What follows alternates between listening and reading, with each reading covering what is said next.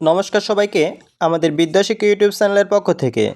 আজকের এই ক্লাসটি আইসিডিএস পরীক্ষার্থীদের জন্য খুবই উপকারে আসবে। তোমরা মনোযোগ সহকারে শুরু থেকে শেষ অবধি পুরো ক্লাসটি দেখবে।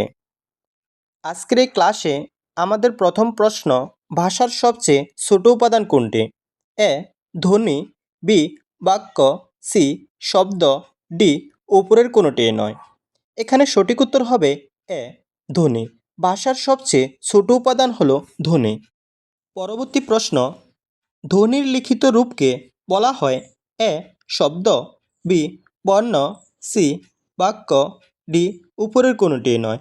এখানে সঠিক উত্তর হবে বি বর্ণ। ধ্বনির লিখিত রূপ হলো বর্ণ।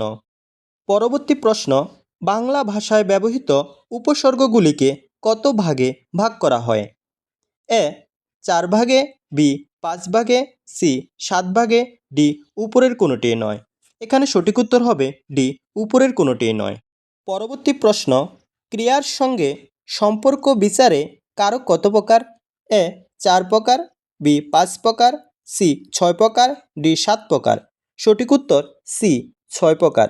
ক্রিয়ার সঙ্গে সম্পর্ক বিচারে কারক 6 প্রকারের হয়।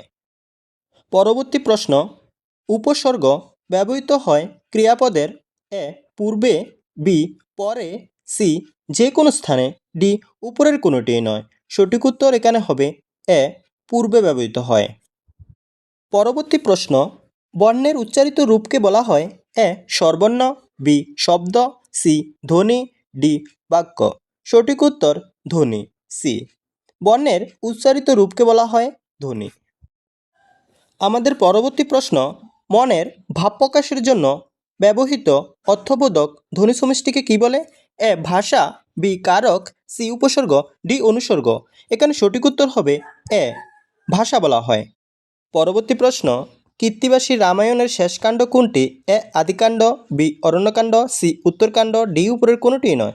সঠিক উত্তর সি উত্তরকাণ্ড। আজকের ক্লাস আমাদের এখানে শেষ। পরবর্তী ক্লাস পাওয়ার জন্য আমাদের চ্যানেলটিকে সাবস্ক্রাইব করে রাখবে। ধন্যবাদ।